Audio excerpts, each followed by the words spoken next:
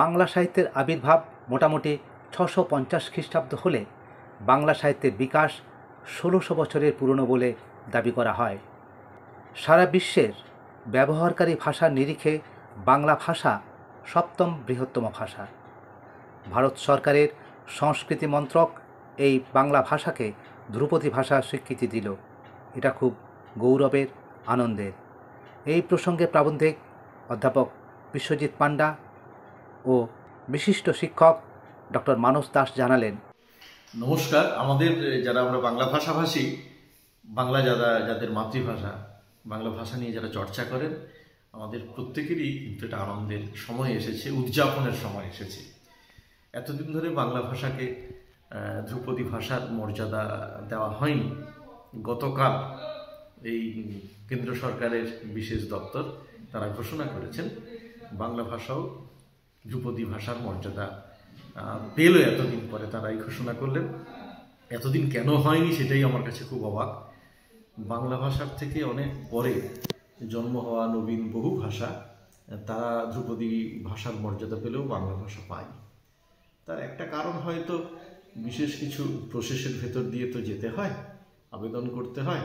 শুধু একটি ভাষা ঐশ্বর্য থাকলে তো হয় না, তার বৈভব থাকলেও হয় না, সব কিছুর প্রসেসের ভেতর দিয়ে যেতে হয়। হয়তো এই প্রসেসটা ঠিকমতো হয়নি এতদিন। পশ্চিমবঙ্গ সরকারের institute of language study and research ILSR তারা এই কাজটা চমৎকারভাবে করেছেন। তার কর্ণধার সাহিত্যিক স্বাতী গুহ এবং তার টিম সকলে মিলে এই কাজটা করেছেন। ফলে আপামর বাঙালির পক্ষ থেকে স্বাতী গুহর টিম অর্থাৎ ILSR, পশ্চিমবঙ্গ সরকারের যে ভাষা শিক্ষা এবং গবেষণা কেন্দ্র, তাদের সকলকে আমাদের পক্ষ থেকে, আমার ব্যক্তিগত আমার পক্ষ থেকেও কৃতজ্ঞতা জানাচ্ছি। এতে যে বিরাট কোনো বাংলা ভাষার লাভ হলো তা নয়। ধ্রুপদী ভাষার মর্যাদা না পেলেও বাংলা ভাষার যে বৈভব, যে ঐশ্বর্য, তা নষ্ট করা যেত না। এবং বাংলা ভাষা যারা চর্চা করেন, সাহিত্য যারা চর্চা করেন, তারা একইভাবে করে যেতেন। কিন্তু এটা আমাদের প্রাপ্য ছিল।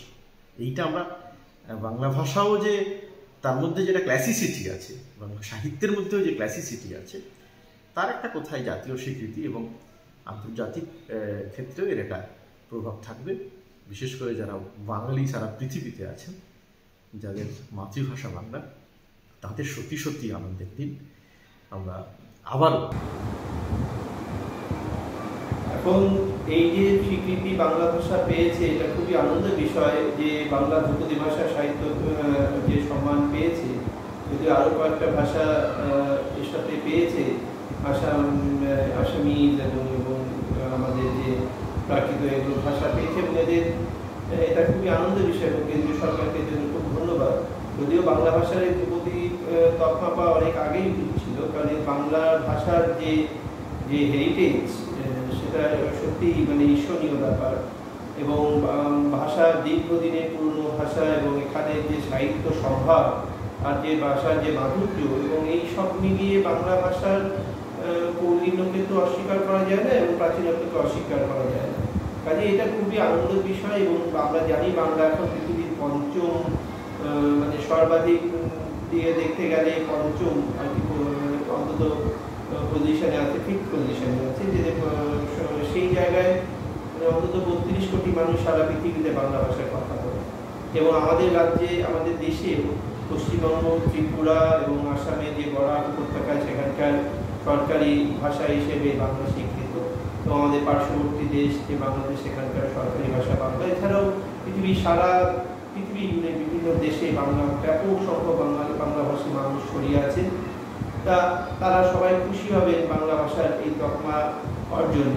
কিন্তু শুধু তকমা অর্জন করেই তো হবে না, আমাদের বাংলা ভাষাকে বাঁচিয়ে রাখতে হবে। আমরা বাংলা ভাষা, এবং যেভাবে বাংলা ভাষা উর্দু এবং হিন্দির আগ্রাসনে বাংলা ভাষা এদেশে বাঙালি ভাষীদের মধ্যেও কেমন একটা অনীহা বাংলা ভাষায় কথা বলতে গেলে, যেন বাংলা ভাষা এখন সেকেন্ড ক্লাস সিটিজেন হয়ে গেছে। বাংলা ভাষায় কথা বললে আমাদের জাত মর্যাদা নষ্ট হয়, এরকম অনেক রকম মানুষের, বিশেষ করে আরবান ক্লাসের নাগরিক যারা শহরে মানুষের মধ্যে একটা ধারণা এরকম ছড়িয়ে আছে। এবং তারা মনে করছেন যে বাংলা ভাষায় কথা বলাটা তো যথেষ্ট ট্রেন্ডি বা যথেষ্ট স্মার্ট নয়। কাজেই এইগুলো কাটাতে হবে। আমাদের যে হীনমন্যতা বাংলা ভাষায় কথা বলা লেখার, এটা প্রথমে কাটাতে হবে। বাংলা ভাষার প্রচার প্রসারটা সরকারিভাবে বেসরকারিভাবে সমস্তভাবে এগিয়ে নিয়ে যেতে হবে, তাহলে এই তকমা পাওয়ার গৌরবটা আমাদের কাছে সার্থক হয়ে উঠবে। এটুকুই।